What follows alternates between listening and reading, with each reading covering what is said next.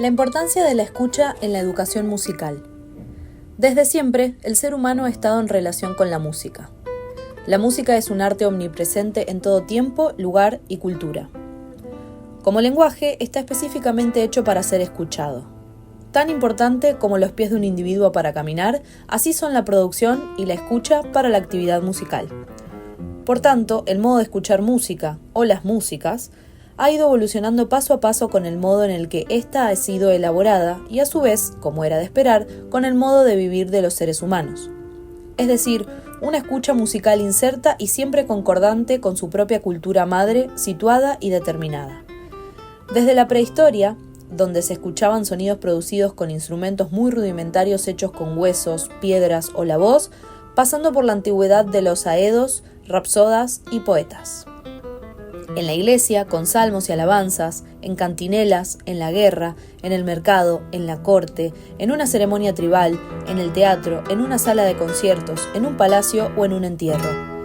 En todo ámbito en el que pudiera caber por lo menos un intérprete con su instrumento, allí había también un lugar para la música. Aunque en los últimos 150 años, la escucha musical ha tenido una evolución sustancial, la grabación y la consiguiente reproducción automática de música. Hoy se puede escuchar música sin necesidad presencial de intérpretes. Con enormes consecuencias para la música y la cultura musical, esto ha cambiado la relación humana con la música tanto en calidad de consumidores, compositores y también de educadores.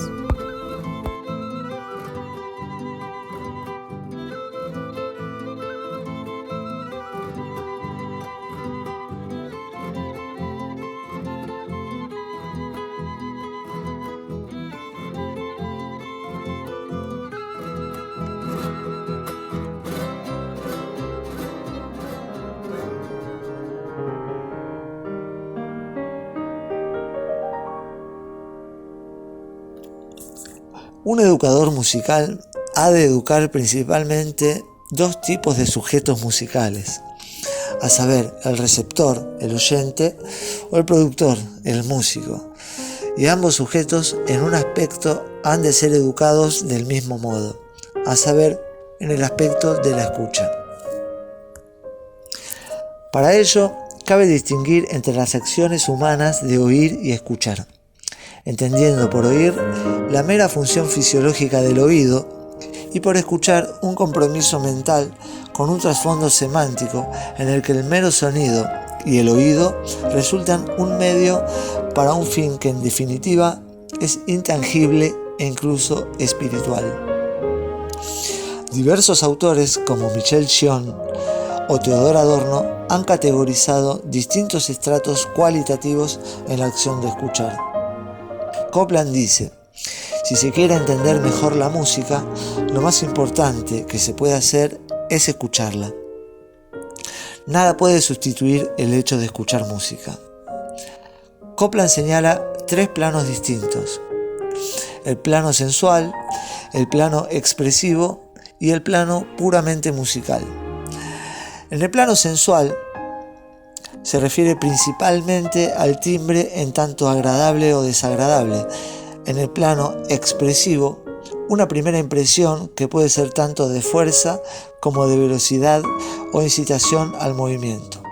Y en el tercer plano, la música en sí, el entendimiento de la música en tanto sistema significante audible, los sonidos conformando un sentido y o ideas mediante la relación de los sonidos entre sí y la relación de los sonidos con el tiempo y el silencio. El educador musical puede trabajar en función del conocimiento de estas fases para ir llevando al estudiante paulatinamente a una escucha cada vez más profunda, incluso relacionando músicas de distintas épocas y contextos, y utilizar la música como un elemento para el abordaje hacia el estudio de la propia cultura y de las distintas culturas del mundo.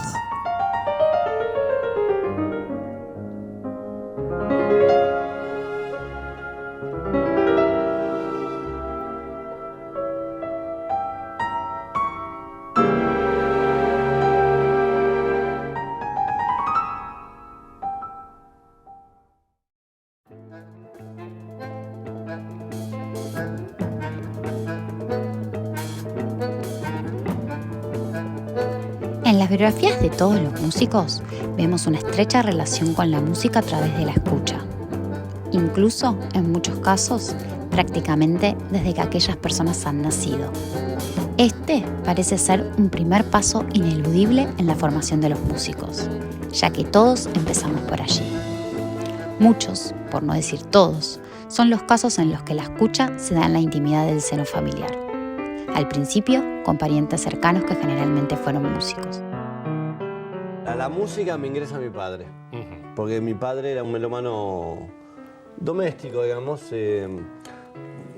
clase media, pero en esa época, en esos años de la clase media, la música popular se estaba inventando el bossa nova en Brasil y se estaba internacionalizando para todos lados. Estaba el tango en un momento de gran plenitud, digamos, ¿no?